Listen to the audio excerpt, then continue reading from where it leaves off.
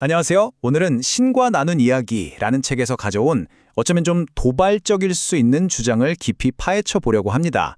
우리의 믿음이 우리가 사는 세상을 어떻게 만들어 가는지 바로 그 핵심으로 들어가 보겠습니다. 자, 이런 질문으로 한번 시작해 볼까요? 만약 우리가 가장 소중하고 신성하게 여기는 그 믿음들이 사실은 우리 사회가 겪고 있는 가장 큰 문제들의 뿌리가 된다면 어떨까요? 오늘 이야기는 바로 이 질문에서부터 출발합니다. 그럼 본격적으로 한번 들어가 보죠. 이 책의 핵심 주장은 아주 명쾌합니다. 인류가 직면한 거대한 문제들을 진짜로 해결하고 싶다면 다른 무엇보다 먼저 우리 자신의 가장 근본적인 믿음들에 질문을 던져야 한다는 겁니다. 중요한 건 이런 믿음들이 그냥 종교 안에만 머물지 않는다는 거예요. 이게 사회 전체로 퍼져나가면서 우리 모두가 무의식적으로 공유하는 하나의 문화적 이야기가 되어버리는 거죠. 자, 그럼 궁금해지죠? 도대체 하나의 신념이 어떻게 우리 모두가 지켜야 하는 법이 될 수 있을까요? 이 책이 제시하는 아주 구체적인 사례를 한번 따라가 보겠습니다. 이 흐름을 한번 보세요. 정말 명확하지 않나요? 어떤 종교적인 교리가 먼저 있고요. 이게 사회 전체의 이야기가 됩니다.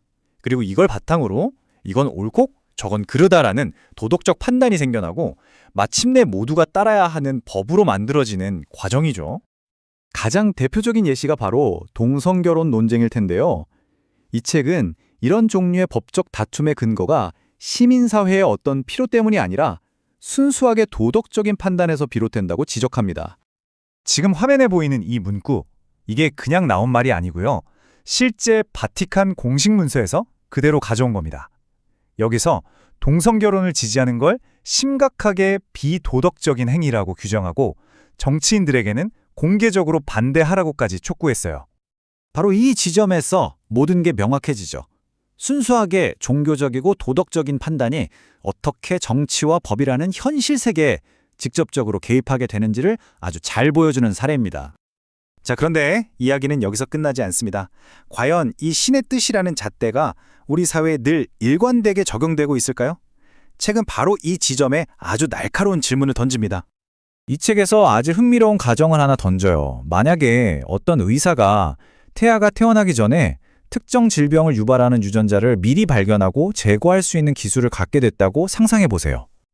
이 두 가지 상황을 나란히 놓고 보면 좀 이상하지 않나요?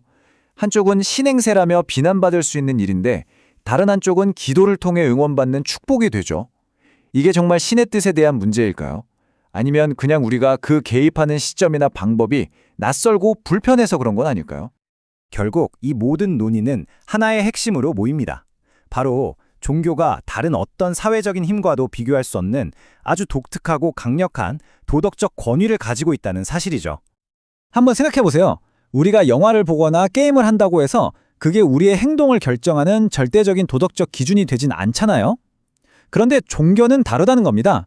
그 메시지에 절대적인 도덕적 권위를 부여해서 다른 어떤 기관도 할 수 없는 방식으로 우리의 행동에 직접적인 영향을 미친다는 거죠. 그리고 바로 이 지점에서 책의 주장은 가장 날카롭고 무서워집니다. 이 절대적인 권위가 어떻게 분쟁과 폭력을 정당화하는 도구가 될 수 있는지를 보여주거든요. 예를 들어 2003년에 한 유명한 기독교 목사가 전국에 방송되는 TV에 나와서 이렇게 말했습니다. 신이 자신의 계획을 이루기 위해 전쟁을 사용하신다고요? 이건 사실상 군사적인 충돌에 신성한 허가를 내려준 것과 마찬가지입니다.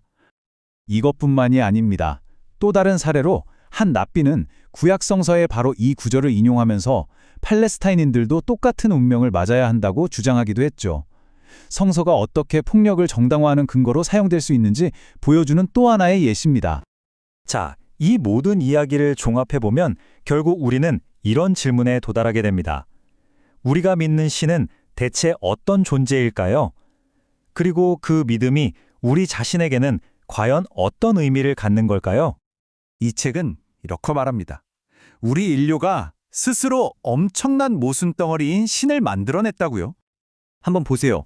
창조하면서 동시에 파괴하고 사랑하면서 또 미워하고 보상을 주면서 동시에 벌을 내리는 이런 두 얼굴의 신을 우리가 믿는다는 건요. 결국 우리 스스로에게 그 모든 모순된 행동을 해도 괜찮다는 허락을 내주는 것과 같다는 거죠. 그러니까 핵심은 이겁니다. 신이 사랑도 하고 증오도 할 수 있다면, 창조도 하고 파괴도 할 수 있다면 우리도 신을 닮았으니까 라는 명분으로 그 모든 행동을 할 수 있다는 도덕적 권위를 스스로에게 부여해왔다는 뜻이죠. 이 책은 마지막으로 아주 직설적이고 어쩌면 좀 섬뜩하게 들릴 수 있는 경고를 던지면서 이야기를 마무리합니다. 이게 바로 이 책의 마지막 펀치라인입니다. 인류가 보여주는 자기 파괴적인 행동들, 그 모든 것들이 결국 우리가 미끼로 선택한 신의 그 모순적인 본성에서 비롯된 직접적인 결과라는 주장입니다.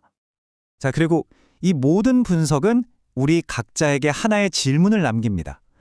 우리의 믿음이 정말로 우리가 사는 세상을 만든다면 여러분은 그리고 우리는 어떤 세상을 만들고 싶으신가요?